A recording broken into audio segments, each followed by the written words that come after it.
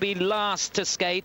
And once we finish with the ice dance, we're going to show you the highlights of the ladies' short program, which took place earlier on today. So on the ice now, the couple lying in third place after the short dance, the Russian number 3s.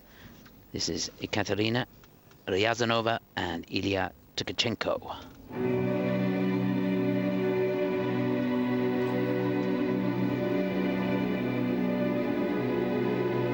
Another really dramatic piece, this, the music Romance from The Snowstorm by Georgy Zveredov.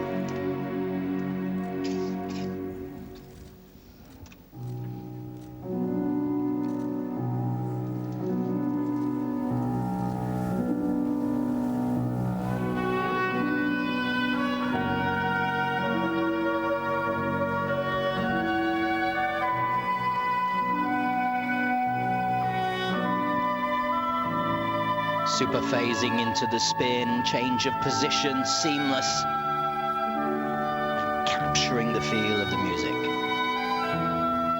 have a soft and fluid style.